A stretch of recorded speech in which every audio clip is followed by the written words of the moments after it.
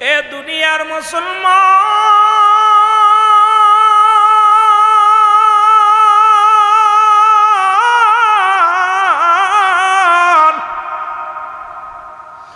বড্ড কষ্ট হয় রে আজকে যখন জাতি এমন ভাবে নষ্টের পথে চলে গেছে। আজকে সমাজ নষ্ট হয়ে গেছে, জাতি নষ্ট হয়ে গেছে। মুসলমান হযরত দাউদ আলাইহিস সালাম ওনার কিতাব যখন তেলাওয়াত করতেন পশু পাখিগুলো পাগল হয়ে যেতেন। আমার নবীর জুলুস যখন শুরু হয় অত্র চট্টগ্রাম নয়, নবীর আশিকরা পাগল হয়ে যায়। জোরে বলেন ঠিক কিনা? কথাগুলো এই জন্য বলে যায়, দাউদ আলাইহিস সালাম যখন ওনার কিতাব পড়তেন পাখিগুলো, পশুগুলো, বনের বাঘ, বনের হরিণগুলো, মাছগুলো একত্রিত হইয়া দাউদ আলাইহিস সালামের ওই কিতাব পড়া শুনতেন। রব্বে কারিম ঘোষণা করে দিলেন, নবী দাউদ রে, তুমি প্রতিদিন কোরআন তেলাওয়াত তুমি কি করবা? তোমার কিতাব তেলাওয়াত করবা। তবে সপ্তাহে একটা দিন, সেই দিনটা হলো তোমাকে আমি শনিবারে দিলাম। এই শনিবারটা দিন দিলাম তোমার উম্মতের জন্য, উত্তম একটা দিন দিলাম তোমার জন্য। শনিবারের দিন তুমি কিতাব পড়বা। আর সমস্ত পশু পাখি, কারণ তুমি যখন তুমি যখন কিতাব তেলাওয়াত করো এই কিতাবটার আওয়াজ 40 মাইল দূরত্বর মানুষগুলো শুনতে পারে। জোরে জোরে চিল্লায় বলেন মারহাবা। এর দাউদ আলাইহিস সালামের মুসলমান শুনে নাও, কই রকম মাইক লাগতো না। উনি জাব্বুর কিতাব যখন তেলাওয়াত করতেন এই আওয়াজটা 40 কিলোমিটার দূরে যেত। কত কিলো? 40 কিলোমিটার দূরত্ব। দূরের মানুষ 40 কিলোমিটার দূরের পশু পাখিগুলো কান খাড়া করে শুনতো। যেখানে থাকতো নাড়াচাড়া দিত না। যেখানে থাকতো, আমি বছরের জুলুসে একটা দৃশ্য দেখার কারণে আমি কথাটা বলতেছি বাবা, এই বছর রেকর্ড করেছে বাংলার জমিনে, চট্টগ্রামের জমিনে প্রায় 1.5 কোটি মানুষ, প্রায় কোটির উপরে তো চলে গেছে মুসলমান। শোনো, এমন জনসমুদ্র হয়েছিল চট্টগ্রামের জমিন, শুধু নারায়ে রিসালাত ইয়া রাসূলুল্লাহ, নারায়ে রিসালাত ইয়া রাসূলুল্লাহ, নারায়ে তাকবীর আল্লাহু আকবার, এই ধ্বনিতে মুখরিত হয়েছিল পুরো চট্টগ্রামবাসী। জোরে বলেন ঠিক কিনা? শুধু আপনাদের বোঝানোর জন্য কথাটা বলে যায় দাদু ভাইয়েরা। এবার শনিবার যখন কিতাব তেলাওয়াত করেন দাউদ আলাইহিস সালাম, আমার যুবক বন্ধুরা শোনো, দাউদ আলাইহিস সালাম বলেন, আর ওই দিন মাছ, সমুদ্রের মাছগুলো দাউদ আলাইহিস সালামের কিতাব শোনার জন্য সমস্ত মাছগুলো উদ পেতে থাকতো কখন দাউদ আলাইহিস সালাম তার কিতাব পাঠ করবে। এই পাঠ করার পর আমরা মাছেরা সুন্দরভাবে তেলাওয়াত শুনবো, প্রাণ ভরে যাবে।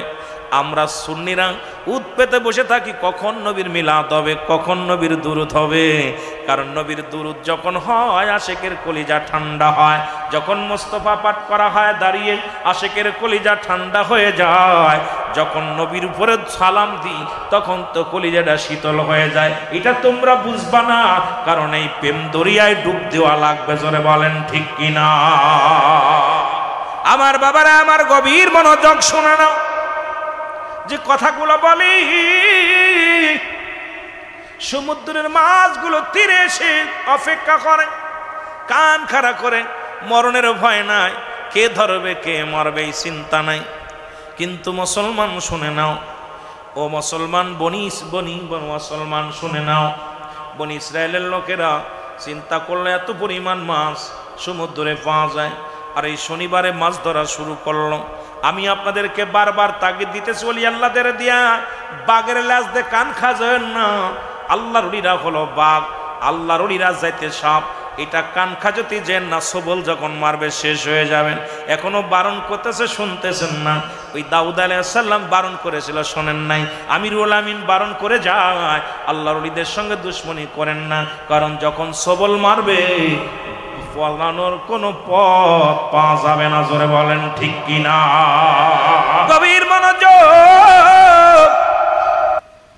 এবারে দাউদ আলাইহিস সালাম বারণ করলেন, দাউদ আলাইহিস সালাম তার কওমের লোকদের বললেন, এ কমেরা শোনো, বনি ইসরাইল লোকেরা শোনো, তোমরা শনিবার মাছ ধরো না, শনিবারে কোনো শিকার করো না, কারণ শনিবারটা রব্বি কারীম ইবাদতের একটা দিন দিছে।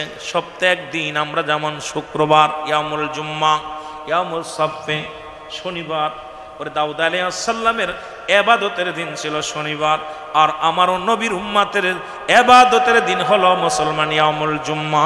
জোরে জোরে চিল্লায়া বলা যাবে না মারহাবা। এই শনিবার কোনো মাছ শিকার করবে না।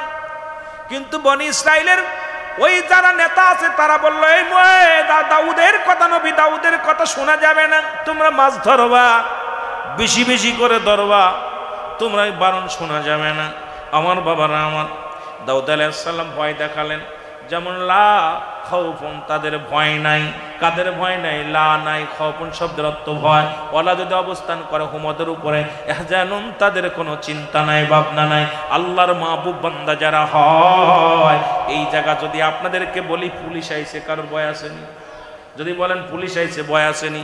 কেউ মারার কেসের আসামি নেই, কেউ ডাকাতি কেসের আসামি নাই, কারণ পুলিশ আসবে, পুলিশের কাজ পুলিশে করবে, আমার দায়িত্ব আমার পালন করতেছি। সুতরাং আল্লাহর ওলিদের কোনো চিন্তা নাই, ভাবনা নাই, তারা নিজ নিজ মাজারে শুইয়া ইবাদত বন্দেগী করে। জোরে বলেন ঠিক কিনা? এর দাউদ আলাইহিস সালাম ডাকতে বলে, আমার কওমের লোকেরা শোনো,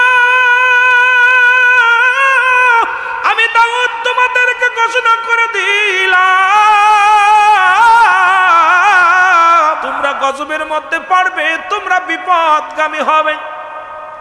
মুসলমান বনি ইসরাইলের লোকেরা এসে বলে, নবী দাউদ, তোমরা আমরা গজব দাও, কত পারো গজব দাও, আমাদেরকে গজব দাও, যদি পারো তোমার খোদারে গজব দিতে বলো, তোমার আল্লাহরে গজব দিতে বলো, ভয় দেখায়ও না। আরে আলেমরা এখন বুঝতেছিন না, আল্লাহর ওলিদের সঙ্গে দুশ্মনী করো, গজব যখন আসবে, এখন মুসলমান আসে না, যখন আসবে তখন বুঝবি মজাটা। জোরে বলেন ঠিক কিনা? দাউদ আলাইহিস সালাম ভয় দিলেন, কিন্তু ভয় পেল না। এরপরে একদল কিছু লোক ওই শনিবারে ইবাদতখানায় থাকলেন, ইবাদত বন্দেগী করতে লাগলেন। আর কিছু লোক মুসলমান দাউদ আলাইহিস সালামের এই কথা মান্য করিয়া মাছ ধরলেন। দাউদ আলাইহিস সালাম অসন্তুষ্ট হয়ে গেলেন, রব্বে কারীম অসন্তুষ্ট হয়ে গেলেন। এই মানুষগুলোর সঙ্গে সঙ্গে বানর হয়ে গেল। মুসলমান শুনে নাও, কোন তাফসির কারকরা তারা বলতেছেন, এই বানরের হায়াত ছিল মাত্র 3 দিন। 3 দিন 3 রাত পর্যন্ত তারা জীবিত ছিল, এরপরে তারা মৃত্যুবরণ করেছিল। মুসলমান শুনে নাও, কারণ দাউদ আলাইহিস সালামের কথার বাইরে যারা চলেছিল, তারাই ওই জামানার মধ্যে বানর হয়ে গেছিল।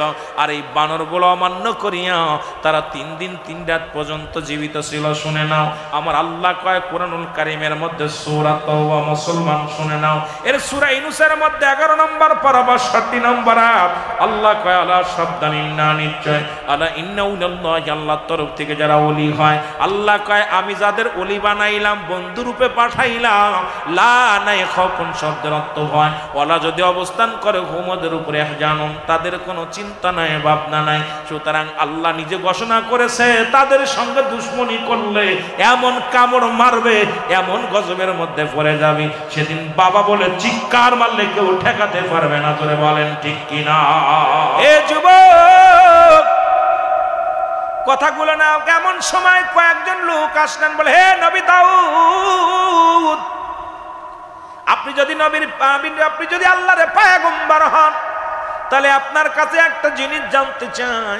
সেই জিনিসটা হলো, কবে কিয়ামত হবে আমাদেরকে একটু জানায়া দেন। আপনি এত ভয় দেখান, কিয়ামতের ভয় দেখান, কিয়ামত কবে সংগঠিত হবে এইটা একটু বলে দেন।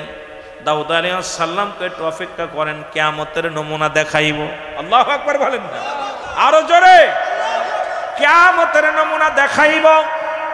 এক আগামী সপ্তাহে আসবেন, আগামী শুক্রবার বা শনিবারে আসবেন। শনিবারে আমি আমার জব্বর কিতাব পাঠ করব, আর যখন পাঠ করব তখন আমি ওই কিয়ামত কেমনে হবে ওটা আমি আপনাদেরকে জানায়া দিব, দেখায়া দিব। লোকজন অপেক্ষা থাকলেন, 1 দিন 2 দিন চলে গেল। মুসলমান শনিবার হলো, শনিবারে এক লোক এসে, মুসলমান শোনো, এক লোক এসে দাউদ আলাইহিস সালামের কাছে বিচার দিলেন, হে নবী দাউদ, আপনার কাছে আমার একটা বিচারটা হলো, আমি একটা গরু পুষতাম, সেই গরুটা দেখতে শুনতে অনেক বালা, এই গরুটারে স্বর্ণরূপা দিয়া সুন্দরভাবে সাজায় রাখতাম, এই গরুটা হারায় গেছে, এই গরুটার যদি সন্ধান তুমি দিতে পারো দাউদ, আমি তুমি একজন আল্লাহর নবী, তোমার কাছে আমার দাবি, আমার গরুটার সন্ধান তোমার করে দিতে হবে। এই গরুর সন্ধান যদি তুমি করে দিতে পারো, তোমাকে উপযুক্ত পুরস্কার দিব, এটা আমার শখের গরু। দাউদ আলাইহিস সালাম কয়, কথা দিলাম তোমার আমি দিব, একটু অপেক্ষা করো। জোরে জোরে চিল্লায় বলা যাবে না আল্লাহু আকবার। দাউদ আলাইহিস সালাম বলেন, তুমি অপেক্ষায় থাকো। এ মুসলমান, গভীর মনোযোগ। এবার লোক লাগা দিলেন দাউদ আলাইহিস সালাম, খবর নাও মহল্লার মধ্যে গরুটাকে জবাই করে খেলো, গরুর সন্ধান দিতে পারলে তাকে উপযুক্ত পুরস্কার দেওয়া হবে। এই খোঁজাখুঁজি করতে লাগলেন, করে কোথাও পায় না। কয়েকজন মহিলা খোঁজারও লেগে গেলেন, কোথায় এই মহল্লার মধ্যে আশেপাশে অঞ্চল, আশেপাশে গ্রামগুলো, বাড়িগুলো ঘুরে ঘুরে দেখে কোথায় দাউদ আলাইহিস সালামের গরু কেউ জবাই করেছে। ওই গরুটা ওই লোকটার গরু কেউ জবাই করেছে নাকি ধরে রাখছে, নাকি এটা বিক্রি করে দিছে, খোঁজাখুঁজি করতে লাগলো। এর মধ্যে মুসলমান এক মহিলা যায় দেখে এক বাড়ির মধ্যে এই গরুর গোস্ত জবাই করিয়া কাবাব বানিয়া খাচ্ছে এক বাড়ির মধ্যে একটা ছেলে একটা মা।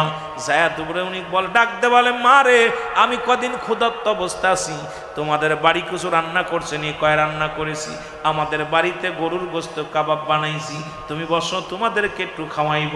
উনি খাওয়াইলেন, তৃপ্তি সহকারে খাওয়াইলেন। খাওয়ানোর পর আর একটু গোস্ত ছিল, সেটুকু দিয়ে দিলেন, যান বাবা নিয়ে যান। জোরে বলেন আল্লাহু আকবার। আর একটু জোরে বলেন আল্লাহু আকবার।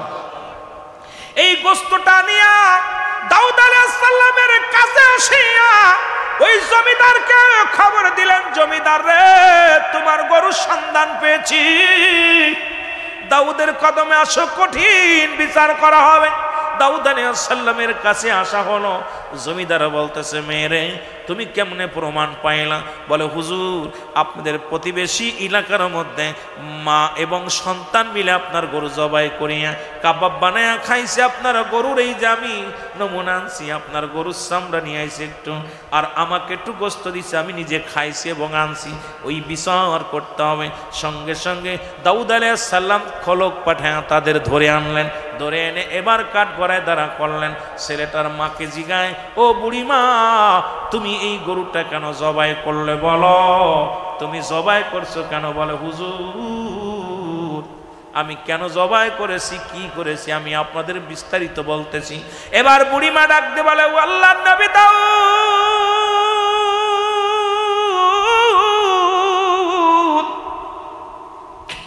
নবী দাউদ রে, আমি খুব বুজুর্গ মহিলা, দুনিয়া একমাত্র আপনার প্রতি, আমার রবের প্রতি ঈমান আনছি, আমি আপনার উম্মত। জীবনে আমার কোন বেগানা পুরুষে আমার চেহারা দেখে নাই। আমি এমন একজন মা, আমি এক জনম দুঃখিনী সন্তানের মা। হুজুর, আমার স্বামী ছিল এই মহল্লার মধ্যে সব চাইতে ধনী, বড় ব্যবসায়ী ছিল। আমার স্বামীকে কারা যেন মেরে ফেলেছে, ধন সম্পদ সব লুট করে নিয়ে গেছে।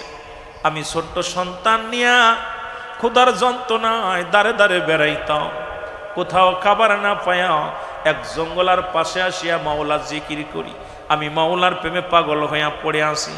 হঠাৎ ঘুম থেকে উঠে দেখি একটা আনার গাছ। ওই আনার গাছটা দেখলাম, ওই আনার গাছটা দেখে বড় আশ্চর্য হয়ে গেলাম। শীতেনে একটা আনার গাছ, এই আনার গাছের দিকে লক্ষ্য করলাম। হঠাৎ করে আবার তাকাইলাম, দেখি আনার গাছে দুইটা ফল আনার ধরে আছে। এই আনার দুটো পারলাম, খাইলাম। প্রতিদিন ওই গাছে দুইটা করে আনার হয়, আর দুইটা করে আনার, এই একটা আনার আমার সন্তানরে দিই, একটা আনার আমি খাই। এইটা দুইটা খায়া জীবন যাপন করি, আর আমার মাওলার জিকির করি। আমার আল্লাহর পাগল, এরে আমার রব্বে কারিমের পাগল।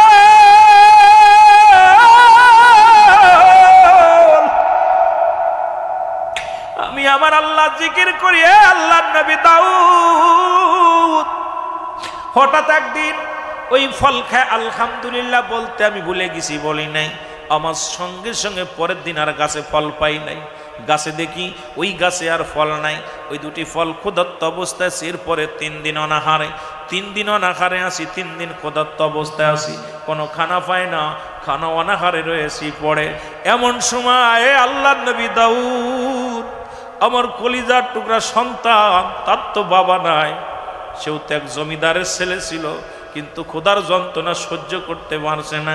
আমি মা হইয়া রব্বি কারিমের দরবারে দরখাস্ত করি, রব্বি কারিম,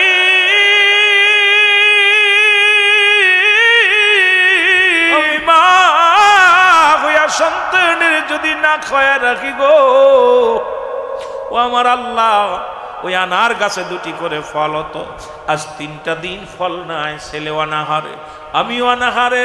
তোমার দরবারে শুকরিয়া আদায় করি, তুমি রিজিক দাতা, তুমি মালিক, হায়াতের মালিক, তুমি খানোর মালিক, সব কিছুর মালিক আমার আল্লাহ। আল্লাহ, সন্তান অনাহারে আছে, একটা ব্যবস্থা করে দাও। ঘুমায় আসি, রাত্রে না খেয়ে ঘুমায় আসি, সকালবেলা ঘুমতি কুড়ি দিকে আমার ঘরের দরজায় ওই গরুটা দাঁড়ায় আছে। গরুটা দেখে আমার ছেলে ডাকতে বলে, মা সুন্দর একটা গরু আসছে। আমি দাঁড়ায় দৌড়ে গেলাম, যা দেখি গরু জবান দিয়া বাইরে হচ্ছে। ও বালক, দেরি করো না, আমি তোমাদের জন্য হালাল, আমারে তোমরা জবাই করো, জবাই করিয়া তোমরা অনাহারে আসো, তোমরা মায়ের সন্তান দুজনে আমার গোস্ত কাবাব বানায় খাও, আমি তোমার জন্য হালাল। জোরে জোরে চিল্লায়া বলা যাবে না সুবহানাল্লাহ। গরুর জবান থেকে যখন এই শুনিয়া সন্তান বলে, মা মারে, অবুলা প্রাণী তার জবান থেকে বলতেছে, আমাকে জবাই করো, আমার গোস্ত কাবাব বানায় খাও। আমি বলতেছিলাম আমার ছেলেরে, বাবারে, গরুতে যতই বলুক, গরু তো আমাদের না, এটা অন্যের গরু, খাওয়া যাবে না বাবা। সন্তান কয়, মা গো, আজ 3টা দিন অনাহারে আসি, হয়তো তোমার রব, তোমার মালিক আমাদের প্রার্থনা শুনেছে। আমার মা গো, আমার রব্বে কারিম আমার ক্ষুধার্ত অবস্থায় দিকে সহ্য করতে পারে নাই, এই জন্য হয়তো জান্নাত থেকে গরুটা পাঠায়া দিছে রে মা। মা গো, জবাই করি। মা কয়, না রে বাবা, না, জবাই করা যাবে না। গরুটা অনুনয় বিনয় করে ডাকতে বলে, মা মা, আমি আপনার জন্য হালাল, আপনি আমারে আপনার সন্তানকে জবাই করতে বলেন, জবাই করি আপনারা গোস্তটা কাবাব বানাই খান, ক্ষুধার্ত অবস্থায় আছেন, আমি আপনাদের জন্য হালাল। আল্লাহর নবী দাউদ এই কারণে আমার সন্তান জবাই করিয়া, গোস্ত জবাই করিয়া, আমার বাবারা গরুটা জবাই করিয়া গোস্ত কাবাব বানায় খেয়েছে। এই গরুটা তো নিজেই বলেছে। সঙ্গে সঙ্গে দাউদ আলাইহিস সালাম ডাকতে বলেন। এমন সময় জিবরিল আমিন এসে আল্লাহ নবী দাউদ আলাইহিস সালামকে ডাকতে বলেন, আল্লাহ নবী দাউদ গো, যে গরুটায় বুড়িমা তার সন্তানকে নিয়ে জবাই করে খেয়েছে, ওই গরুটা ওই বুড়িমার গরু, ওই গরুটার মালিক বুড়িমা, ওই গরুটার মালিক ওই সন্তানের বাবা। জোরে জোরে চিল্লায়া বলা যাবে না মারহাবা। ওরে জিবরিল আমিন এসে ডাকতে বলে, নবী দাউদ, এই আল্লাহর নবী দাউদ, শোনো গো, ওই ব্যক্তি ছিল, ওই ব্যক্তি ছিল ওই বুড়িমার স্বামীর কর্মচারী। ওই স্বামীর কর্মচারী একদিন ব্যবসার কাজে, স্বামী তার সম্পদ ব্যবসার কাজে তার সঙ্গে করে নিয়ে যায়, সাথে তার ভালো ওই গরুটা সুন্দর ভালোবাসত, ওই গরুটা তার সঙ্গে করে নিয়ে যায়। পথের মধ্যে যাইয়া রাতের অন্ধকারে ওই মহিলার স্বামীকে হত্যা করেছে। হত্যা করিয়া ওই সমস্ত মালামাল নিয়ে গেছে। আর ওই মুসলমান মহিলার স্বামীর ওই আদরে যত্ন করা গরুটা, সুন্দর গরুটা, এই গরুটা নিয়ে উনি লালন পালন করেছে। সুতরাং এই গরুর মালিক আজকে ওই যে জমিদার, যত সম্পদ, যত টাকা পয়সা, সোনা দানা যা কিছু আছে, সবির মালিক হলো এই মহিলা। জোরে জোরে চিল্লায় বলেন মারহাবা। আল্লাহর নবী, আপনি বিচার করবেন। এই বিচার কি করবেন? ওই জমিদার দোষী, জমিদার হলো চোর। আমার ভাইরা, আমার বন্ধুরা, আমার আল্লাহর নবী দাউদ আলাইহিস সালাম জমিদারকে জিগায়, জমিদার রে, এই গরুর মালিক কি তুমি? বলে হ। তোমার এত সম্পদ, এইগুলোর মালিককে কয় আমি। সঙ্গে সঙ্গে দাউদ আলাইহিস সালাম বলে, মিথ্যার আশ্রয় নিও না, তুমি সত্যি করে বলো এটার মালিককে। এবার বুড়িমাকে জিগায়, মা গো, এই জৈব সম্পদের মালিককে? আমি জানি না। এই গরুর মালিককে? আমি জানি না বাবার, আমি কিচ্ছু বলতে পারি না, আমি তো জানি না রে বাবা। আর আল্লাহ নবী দাউদ আলাইহিস সালাম ডাক দে বলে, ও জমিদার, তুমি সত্যি করে বলো এই মালিককে, গরুর মালিককে, সম্পদের মালিককে? জমিদার কয়, সব কিছুর মালিক আমি। সঙ্গে সঙ্গে জিবরিল আমিন কয়, আল্লাহর নবী গো, আপনি হুকুম দেন ওর জবানটা যেন বন্ধ হয়ে যায়। ওই জবানটা বন্ধ হলে তার অঙ্গ প্রত্যঙ্গ সব সাক্ষী দিবে ওই গরুটা কার, সম্পদের মালিককে। কারণ আপনি কিয়ামতের আলামত দেখাইতে চেয়েছেন আপনার উম্মতের, এগুলো আপনি দেখানোর জন্য এখন জবানটা বন্ধ করে দেন। সঙ্গে সঙ্গে দাউদ আলাইহিস সালাম ডাক দে বলে, রব্বি কারীম, এই জমিদারের জবান তুমি কেড়ে নাও। সঙ্গে সঙ্গে জবান বন্ধ হয়ে গেল। এবার তার অঙ্গ প্রত্যঙ্গ সাক্ষী দেয়। এরা মুসলমান, এইবার দাউদ আলাইহিস সালাম ডাক দে বলে, আপনারা কিয়ামতের লক্ষণ দেখতে চেয়েছিলেন, কিয়ামত কবে সংঘটিত হবে, কিয়ামত দেখতে চেয়েছিলেন, আপনারা এবার তাকায় দেখেন কিয়ামতের দিন কি হবে, ভয়াবহ অবস্থা দেখেন। সঙ্গে সঙ্গে এইবার দাউদ আলাইহিস সালাম বলে, হাত পায়ের নখ অঙ্গ প্রত্যঙ্গ সাক্ষী দাও, কি কি করেছো বলো। সঙ্গে সঙ্গে হাতের 10টা নখ, পায়ের নখ সব জবান খুলে গেছে। হাত বলতেছে, আল্লাহর নবী দাউদ, আমি এই হাত দিয়ে ওই মেয়েটার স্বামীকে হত্যা করেছিলাম ছুরি দিয়া। আর দাউদ আলাইহিস সালামের মুসলমান ডাক দেওয়ার পর হাত, ওই জমিদারের হাত বলতেছে, আমি গলা দিয়া ওই গরুটা রশি ধরে, ওই গরুর মালিক, ওই গরুর মালিক ওই মেয়েটা, ওনার স্বামী ওই ছেলেটা হলো গরুর মালিক। এই মালিককে আমি হত্যা করার পর এই গরুর রশি ধরে টান দিয়ে আমি হাত দিয়ে টানতে টানতে নিয়ে আসছি। শুধু তাই না, আমি পা বলতেছে, হে আমি নবী দাউদ, এই পা দিয়ে আমি হেঁটে পালায়া চলে গেছিলাম। এই সব যখন অঙ্গ প্রত্যঙ্গ যখন সাক্ষী দিতেছে, এরে ইয়া দাউদ আলাইহিস সালাম ডাক দে বলে, বনি ইসরাইল লোকেরা তোমরা দেখো কিয়ামতের ময়দানে প্রতিটা মানুষের জবান বন্ধ থাকবে, তার অঙ্গ প্রত্যঙ্গ সব সাক্ষী দিবে। সুতরাং যায় যে কর্ম করবে, যে যে পাপ করবে, আজকে যে হাত দিয়ে সুদ খাবে, যে মুখ দিয়ে হারাম খাবে, যেটা দিয়ে গালি দিবে, সব তার অঙ্গ প্রত্যঙ্গ সাক্ষী দিবে। সঙ্গে সঙ্গে বনি ইসরাইলের লোকেরা সঙ্গে সঙ্গে নবী দাউদ আলাইহিস সালামের পরে ঈমান আনছে। জোরে জোরে চিল্লায় বলা যাবে না মারহাবা? আর একটু জোরে জোরে চিল্লায় বলেন মারহাবা। আমি আজকে আপনাদেরকে এই কথাটা উপমা দিয়ে বলার পিছনে একটাই কারণ হলো, আজকে যারা হক্কানি আলেমদের, হক্কানি ওলি আল্লাহদের মাজার ভাঙতেছেন, নবীর জশ্নে জুলুস যারা করে তাদেরকে হত্যা করার পায়তারা শুরু করেছেন, নবীর মিলাদ যারা পড়ি তাদেরকে হারাম না জায়েজ বলতেছেন। এমন একটা দিন আসবে তখন ক্ষমতার দল বল থাকবে না, কারণ সুন্নিরা ক্ষমতার দাপট দেখায় না, মুসলমান পুলিশের দাপট দেখায় না, থানার দাপট দেখায় না, এমপির দাপট দেখায় না, মন্ত্রীর দাপট দেখায় না। সুন্নিদের কাছে দুইটা শক্তি, একটা শক্তি আমার আল্লাহ, 2 নাম্বার শক্তি মুহাম্মাদুর রাসূলুল্লাহ। জোরে জোরে বলেন ঠিক কিনা? সুতরাং এমন একটা দিন আসবে, সেদিন কিয়ামতের ময়দানে দেখা যাবে রে কার দর কত পর্যন্ত, কার দর কত পর্যন্ত, সেদিন দেখা হবে, মোকাবেলা হবে। সুতরাং আশিকে রাসূলদের সঙ্গে, সুন্নি আলেমদের সঙ্গে টক্কর দিও না, সুন্নি জনতার সঙ্গে টক্কর দিও না। সুন্নিরা নবীর পাগল, তোমরা দুনিয়ার পাগল। সুন্নিরা আমার নবীর মিলাদের পাগল, তোমরা দুনিয়ার মধ্যে বলৎকারের পাগল। সুন্নিরা এই দুনিয়ার নবীর কিয়ামের পাগল, তোমরা দুনিয়ার মধ্যে ক্ষমতার পাগল। সুন্নিরা এই দুনিয়ার মধ্যে আমার নবীর এশকে দেওয়ানা, আর তোমরা চেয়ারে বসা নিয়ে ব্যস্ত। আমরা চেয়ার নিয়ে পাগল নয়, ক্ষমতার পাগল, এমপি মন্ত্রী হওয়ার জন্য পাগল নয়। আমাদের একটাই মাত্র পাগলামি, নবী কামলিওয়ালার পাগলামি, নবী কামলিওয়ালার গুলামি, নবী কামলিওয়ালার প্রেমের মালা গলায় পড়েছি। ধরে ধরে চিল্লায় বলা যাবে না ঠিক কিনা?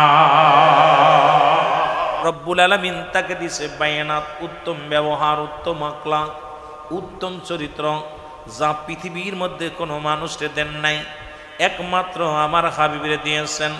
বায়ানাত শব্দের অর্থ উত্তম ব্যবহার, উত্তম আখলাক, উত্তম চরিত্র, যা পৃথিবীর মধ্যে অন্য অন্য নবীদের চাইতে তুলনাবিহীন আমার নবীর বেশি। সব নবীরাই মাসুমের মাসুম, তবে আমার নবীর বেলায় প্রশংসা করতে যায়, রব্বে কারীম তার হাবিবের প্রশংসা করতে যায়, এই হাবিবের মর্যাদা অনেক উপরে রাখছে। জোরে জোরে বলেন মারহাবা। আর একটু জোরে জোরে চিল্লায় বলেন আল্লাহু আকবার। ও যুবক বাবারা আমার, রাসূলের বয়স হবে মাত্র 10 বছর, 9 বছর বয়স। কয় বছর? জোরে বলেন কয় বছর? যেহেতু শৈশব জীবন নিয়ে আলোচনা রে মুসলমান, এই ছোট্ট জীবনের আলোচনা নিয়ে আলোচনা যদি করি রাত শেষ হয়ে যাবে, আমি গুনাহগার, আপনারা ফাঁকে পড়ে যাবেন। অনেক আলোচনা শুনেছেন, নবীর বাবার নাম কি, মার নাম কি, দাদার নাম কি। নবীর বাবার নাম আব্দুল্লাহ, মার নাম আমেনা। নবীর দাদার নাম আব্দুল মুত্তালিব, দাদির নাম ফাতিমা। নবীর দাদা ছিল, বিয়ে করলো 6 খানা, আপন দাদির নাম হলো ফাতিমা। একটু আগে বংশ পরিচয় জেনে আসি, তারপরে জীবন চরিত্রের মধ্যে চলে যায় মুসলমান। আমার নবীর ফুপুর সংখ্যা ছিল 6 জন, এদের মধ্যে ঈমানদার হলো 2 জন। একজনের নাম হলো হযরত সুফিয়া, আর একজনের নাম হযরত ওমর। আমার নবীর চাচার সংখ্যা ছিল 9 জন, এদের মধ্যে ঈমানদার হলো 2 জন। একজনের নাম আমিরে হামজা, আর একজনের নাম আব্বাস। বাকি 7 জনই রাসূলের দুশমনের রাসূল, তারা রাসূল মানতে পারে নাই। জোরে জোরে চিল্লায়া বলা যাবে না আল্লাহু আকবার। এরা মুসলমান, আমার নবীর নানার নাম মুসলমান শোনো গো আব্দুল ওয়াহাব জোহরি, নানির নাম হলো বাররা। এই দুনিয়ার মধ্যে মুসলমান 570 খ্রিস্টাব্দে দুনিয়ার মধ্যে আগমন করেছে। আরে আমার নবী দুনিয়ার মধ্যে আসলেই তো শুরু হয়ে গেল তার জীবন বৃত্তান্তরে মুসলমান। রাসূল যেদিন দুনিয়ার মধ্যে প্রথম আগমন করলেন, কাবা শরীফের দিকে আব্দুল মুত্তালিব তাকা দেখে রে। ও যুবক বন্ধুরা আমার, কত অলৌকিক ঘটনা আমার নবীর নিয়ে ঘটনাগুলো বলার জন্য বলেছেন। কি বলবো ঘটনা রে বাবা, এইটা মাহফিল আপনাদেরকে নিয়ে 4-5টা রাত বসলে কিছু বলা যাবে রে মুসলমান। আব্দুল মুত্তালিব দেখে কাবার মাথা বেঁকা হয়ে গেছে। আব্দুল মুত্তালিব ডাক দে কয়, কাবারে আজ থেকে তোমার 26 দিন আগে ভাঙার জন্য আছে। কোরআন শরীফ পড়েন, আমার আল্লাহ কালাম তারা আপনি কি দেখেন নাই? সূরা ফিল তাফসীর করেন বাবারে আমার। ওই হস্তি বাহিনীর কথা যখন আমার আল্লাহ কোরআনুল কারীমের মধ্যে বলছে, এ যুবক আল্লাহ কা হাবিব,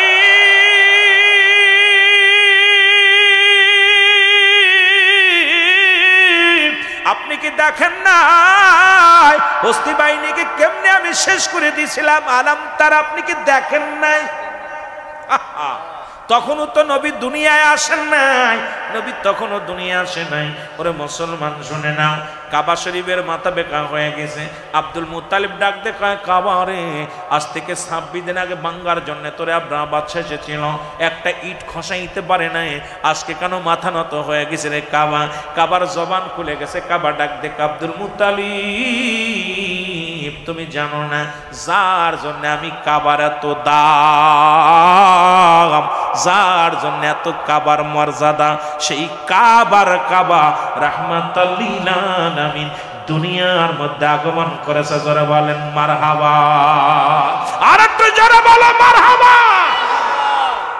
আরে এর চাইতে অলৌকিক ঘটনা কি শুনবা গো, যে কাবার দিকে শরিয়াতের আলেমরা আমরা নামাজ পড়ি গো, যে শরিয়াতের কিবলা হলো কাবা, দুজানের কিবলা রাহমাতাল লিল আলামিন নবীকে দুনিয়ার মধ্যে পাঠাইছে, সেই কাবা মাথা নত করে ফেলেছে। আজকে সেই নবীকে নিয়ে ব্যঙ্গ করো কেমনে করে? বাবারা আমার, শুধু তাই নয়, ওই 360টি মূর্তি ছিল কাবার মধ্যে। এবার দেখে মূর্তিগুলোর মাথা আব্দুল মুত্তালিবের বাড়ির দিকে ঘুরে গেছে। ডাক দেখ আব্দুল মুত্তালিব।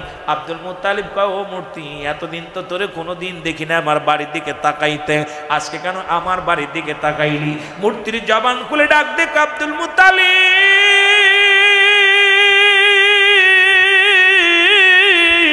ও আব্দুল মুত্তালিব শোনো শোনো শোনো গো।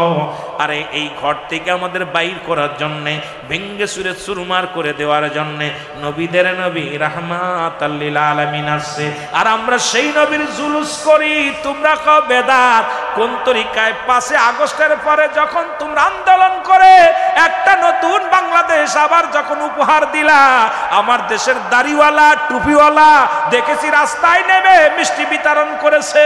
ওরে মুসলমান, প্রথম নতুন রাষ্ট্র পাইয়া 5 আগস্টের পরে তোমরা রাস্তায় নেমে স্লোগান দিলা, এটা যদি তোমাদের কাছে আনন্দ হয়, আমার নবী আসছে আমরা স্লোগান দিছি মিষ্টি বিতরণ করছি, এটা নাজায়েজ কেমনে হয় জানতে চায়? জোরে জোরে বলেন ঠিক কিনা? ওই কাঠমৌলবী, কাট্টা মৌলবীর গোষ্ঠী, রসুল আসছে মূর্তি ভাঙ্গার জন্য, তোরা মূর্তি পাহারা দিলি কোন তরিকায়, কোন মাসলা আমি জানতে চাই। মূর্তির সামনে দাঁড়াইয়া মূর্তিরে মুসলমান কলা কচু দিয়া ফুল দিয়া, আরে কেমনে তারে খুতবা পাঠ করে বয়া বয়া দেখেন, গীতা পাঠ করে ওং শান্তি ওং শান্তি। আরে বাবা রে, শান্তির জন্য কেমন ভগবানের তুমি মূর্তি পাঠ করলা? কিন্তু আমার নবী আসছে, নবীর মুসলমান শোনো, আমার নবী আসছে মূর্তি ভাঙ্গার জন্য, তুমি মৌলবী মূর্তি পাহারা দাও। আর কও নবীর জুলুস করা হারাম, নবীর মিলাদ পড়া জায়েজ নয়, নবীর মিলাদ হারাম, নবীর দুরূদ পড়া হারাম। কই পাইলা দলিল একটা দেখতে চাই? জোরে বলেন ঠিক কিনা? শুধু তাই নয় মুসলমান শোনে, বছর 1 বৈশাখ আমার দেশের কত দাড়িওয়ালা টুপিওয়ালা পাগড়িওয়ালাদেরও দেখেছি। চট্টগ্রামের জমিনে একদল পাগড়িওয়ালা দেখি রাস্তার মধ্যে হাতি ঘোড়া বানাইয়া, দেখি রাস্তা দিয়া পাহা এ বৈশাখ, আর এমন ভাবে তারা এমন ভাবে পাঠ করছে মুসলমান, রাস্তাঘাটে ঢং সাজিয়া রং সাজিয়া ঘুরছে। আর আমরা মাতের মধ্যে একটা পতাকা মুসলমান 5 তারকা নিয়ে, ওরে মুসলমান 5 পাঞ্জাতনের একটা স্মৃতি নিয়ে আমরা কি করেছি, সবুজ পতাকা হাতের মধ্যে তাকবীর দিছি, নারায়ে তাকবীর আল্লাহু আকবার, নারায়ে রিসালাত ইয়া রাসূলুল্লাহ। যদি বলা হারাম হয়, তোমার কোন মাসলায় পাইলা? ওই না 1 বৈশাখ পালন করতে হবে এইভাবে তোমরা জুলুস করছো। আমরা নবীর জুলুস করলে হয় হারাম, আর তোমরা করলে হয় আরাম। জোরে জোরে চিল্লায়া বলা যাবে না ঠিক কিনা? এর জানের চাইতে নবীর ভালোবাসি কিনা? ওরে মক্কা মদিনার নারীরা যুদ্ধের ময়দান থেকে আসে সাহাবীরা, ডাকতে বলে, মেরে তুমি জানো না তোমার ছেলে শাহাদতের পেয়ালা পান করেছে? মেয়ে ডাক দিয়ে কয়, ও নবীর সাহাবী রে, আমি আমার ছেলের কথা জানতে চাই না, আগে বলো আমার নবী কেমন আছে। ডাকতে বলে, মেয়েরা শোনো গো, তোমার স্বামী শাহাদতের পেয়ালা পান করেছে। মেয়েরা ডাকতে বলো, আল্লাহর নবীর সাহাবীরা রে, চাই না আমার স্বামীর কথা শুনতে, আগে বলো আমার নবীজি কেমন আছে। মারহাবা বলো না। ডাকতে বলে, ভাই তোমার ভাই দুনিয়া থেকে শাহাদতের পেয়ালা পান করেছে। ভাই ডাকতে বলে, ও ভাই নবীর সাহাবীরা রে, আমি জানতে চাই না আমার ভাই কেমন আছে, আগে বলো আমার নবী কেমন আছে। ছেলের মা তাদের জবান দিয়া একটা কথাই বলেছিল, চাই না আমরা শুনতে ছেলের কথা, চাই না আমরা স্বামীর কথা শুনতে, চাই না আমরা ভাইয়ের কথা শুনতে। ও নবীর সাহাবীরা, আগে বলো আমার নবীজি কেমন আছে। জোরে জোরে চিল্লা বলা যাবে না মারহাবা। আমার প্রাণের রাসূল যেই দেশে ঘুমায়, আমার মায়ার নবী যেই দেশে, ও তোরা দেখলে সবই পাগল হবি, দেখলে সবই ওরে কাঁদবি বসে নিরালায়, তোরা কাঁদবি বসে নিরালায়, আমার দয়াল নবী যেই দেশে ঘুমায়, আমার মায়ার নবী। আইরে প্রেম যদি করবি রে মন, আমার সাথে বলেন, প্রেম যদি করবি রে মন, সব ছেড়ে চল মদিনায়, তোরা সব আর সব ছেড়ে চল মদিনায়, আমার দয়াল নবী যেই দেশে ঘুমায়, আমার ও তোরা দেখলে ছবি পাগল হবি, দেখলে ছবি ওরে কাঁদবি বসে নিরালায়, তোরা কাঁদবি নিরালায়, আমার জিন্দা নবী সেই দেশে গো মায়, আমার প্রাণের রাসূল। আরো জোরে জোরে বলেন আমার মায়ার নবী, রে উম্মতের কান্ডারি নবী, আমার উম্মতের কান্ডারি নবী, রে উম্মতের কান্ডারি নবী, আমার উম্মতের কান্ডারি নবী, ওরে কাঁদছেন নবী নিরালায়, কাঁদছেন নবী আমার নিরালায়, আমার প্রেমের রাসূল যেই দেশে ঘুমায়, আমার মায়ার রাসূল যে দেশে। ও তোরা দেখলে ছবি পাগল হবি, দেখলে ছবি ওরে কাঁদবি বসে নিরালায়, তোরা কাঁদবি বসে নিরালায়, আমার প্রাণের রাসূল যেই দেশে ঘুমায়, আমার মায়া রাসূল যে দেশে।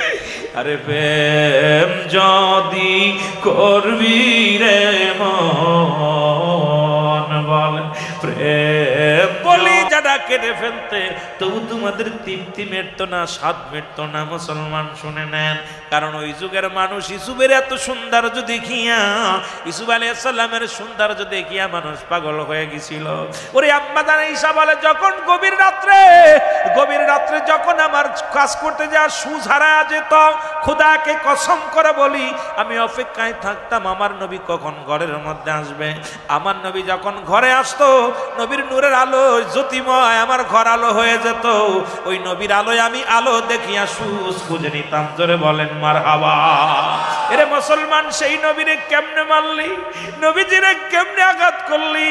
ওই তায়েবের ময়দান আমার নবীজির সবচাইতে কষ্টের জীবন গো।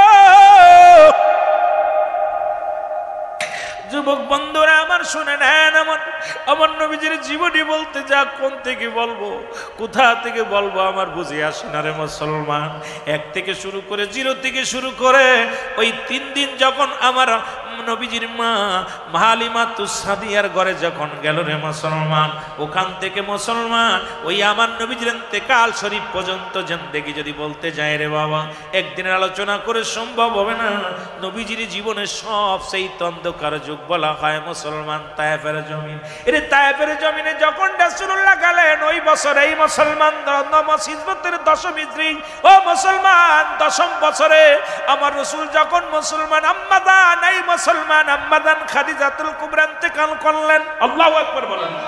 আম্মাদান খাদিজাতুল কুবরা ইন্তেকাল করলেন, আমার নবীজির চাচা আবু তালিব ইন্তেকাল করলেন। আমার রাসূল ওই বছরের সবচেয়ে বড় কষ্টের বছরে গেছে। আমার নবীজির চোখের পানি শুকায় না। আমার নবী উম্মতের কান্ডারি, উম্মতের মায় নবীজি আবার কাঁদত। নবীজি তায়েফের ময়দানে বড় আশা করে বনু সাকিব গোত্রের লোকের কাছে গেলেন, কারণ ওই জামানার মধ্যে বড় বনি সাকিব গোত্রের লোকেরা বড় ধনী। 3 জন বড় বড় নেতা ছিলেন। আল্লাহর নবী সেখানে গেলেন কালেমার দাওয়াতের জন্য।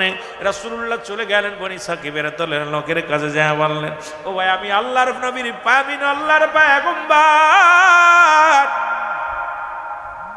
রাহমাতুল লিল আলামিন, আমি কালেমার দাওয়াত দিতে এসেছি লা ইলাহা নাই কোন ইলাহ ইল্লাল্লাহু এক আল্লাহ ছাড়া মুহাম্মাদুর রাসূলুল্লাহ আল্লাহর প্রেরিত রাসূল বা বান্দা হলাম আমি নবী রাহমাতাল লিল আলামিন। এরে মুসলমান, তাকে কি করা হলো? দাওয়াত তো কবুল করে না, আর বলছে মুহাম্মদ তুমি কেমনে নবী হও, কেমনে নবী হও? তুমি জন্মের আগে তোমার বাবারে হারাইলা। ও মুসলমান শুনে নাও, আল্লাহ বলে আলাম ইয়াজিদিকা ইয়াতীমান। আল্লাহ বলে হাবিব রে, এই পৃথিবীর মধ্যে আমি তোমার এতিম বানাইলাম। এমন এতিম আমার নবী দুনিয়ার মধ্যে রে মুসলমান। এই দুনিয়ার মধ্যে নবীর, আমার নবীর বয়স যখন মায়ের গর্ভে মাত্র 6 মাস, নবীজির বাবা দুনিয়া থেকে বিদায়। নবীজির বয়স যখন 6 বছর, তখন বাবা বি মুসলমান শুনে নাও, নবীর বয়স যখন 6 বছর, ও মুসলমান গভীর মনোযোগ শুনে নাও, শুনে নাও। এই দুনিয়ার মধ্য থেকে বাবা বিদায়, এই দুনিয়ার মধ্য থেকে মুসলমান 6 বছর 6 মাস, তখন নবীজির মুসলমান শুনে দাও দাদা আবু তালিব আব্দুল মুত্তালিব বিদায়। ও মুসলমান 6 বছর 7 বছরের সময় মুসলমান, ও গভীর মনোযোগ, উনিও বিদায়। এইরকম যে আমার নবীজিকে আল্লাহ দুনিয়ার মধ্যে এমন এতিম বানাইলেন, আমার নবীর মতো এত এতিম এই দুনিয়ার মধ্যে কেউ ছিল না। নবী আমার কান্ত রব্বে কারিমের দরবার প্রার্থনা করতো, আল্লাহ তুমি আমার এতিম বানাইলা, জীবনের চামড়ার মুখ চামড়ার চোখ দিয়ে আমার আব্বা জানকে দেখি নাই রে মুসলমান। আবার তামাম পৃথিবীর রহমত নবীর দিয়েছি। আল্লাহ বলে মা আরসালনাকা ইল্লা রাহমাতাল লিল আলামিন। আমার দয়াল নবী যেই দেশে ঘুমায় আমার মায়া। একটু মহব্বতে বলেন, চোখের পানিগুলো ছেড়ে দেন। এর রাসূলুল্লাহর প্রেমে যদি মাছের চোখের মতো একটু পানি করা পড়ে, নবীর প্রেম ভালোবাসা যার অন্তরে যতটুক, তার ঈমান বলতে ততটুক। নবীর প্রেম ভালোবাসা যার অন্তরে নাই, তার ঈমান বলতে কিছু নাই। একটু চোখের পানি ছেড়ে ছেড়ে আমার সাথে বলেন, আমার দয়াল নবী সেই দেশে ঘুমায় আমার দয়াল। আরে প্রেম যদি করবি রে মন, বলেন প্রেম যদি শিখবি রে মন, সব সেরে চল মদিনায় তোরা, সব মদিনায়। আমার মায়ার নবী সেই দেশে ঘুমায় আমার দয়াল। আরো জোরে বলেন, আমার দয়াল নবী। ও তোরা দেখলে সবই পাগল হবি, তোরা দেখলে সবই ওরে কাঁদবি বসে নিরালায়, তোরা কাঁদবি নিরালায়। আমার দয়াল নবী যেই দেশে ঘুমায় আমার মায়ার নবী। এ ভাইরা আমার, বন্ধুরা আমার, যে কথা বলতেছিলাম গো,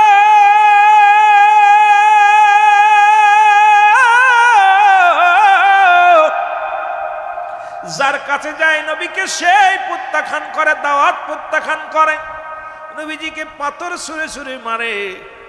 রাসূলুল্লাহ বনি সাকিব গোত্রের 3 নেতার কাছে গেলেন। প্রথম নেতা বললেন, এ মুহাম্মদ তুমি যদি নবী হও, আল্লাহর পয়গম্বর বলে দাবি করো, এই পৃথিবী উল্টা পাল্টা হয়ে যাবে, তুমি ভণ্ড, তুমি প্রতারক, তোমার আমরা মানি না, দূর হয়ে যাও।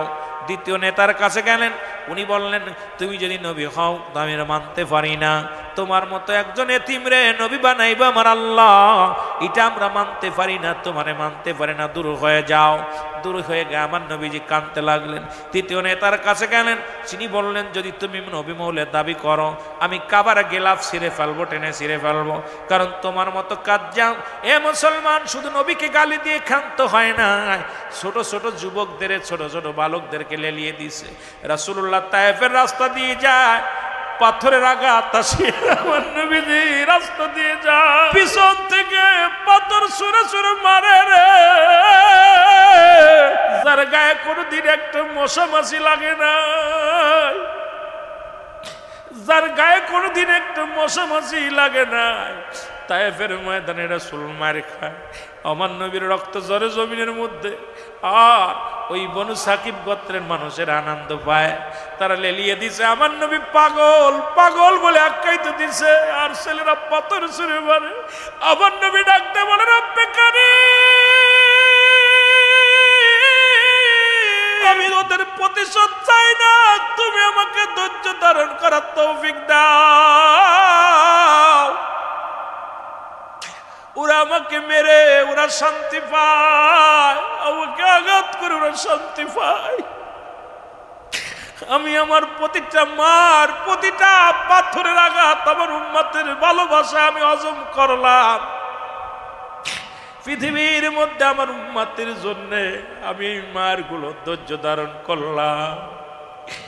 নবীজির মার খায়া রক্ত ঝরা দেখে জিবরিল আমিন কাল্লা পাঠিয়ে দেয়, যাও জিবরিল আমার হাবিবকে যা বলো, সে যদি একবার হুকুম দেয় আমি তায়েফের জমিনটা উল্টা পাল্টা করে দিব। আমার রাসূল দোয়া করে ডাকতে বলে রব্বে কারীম,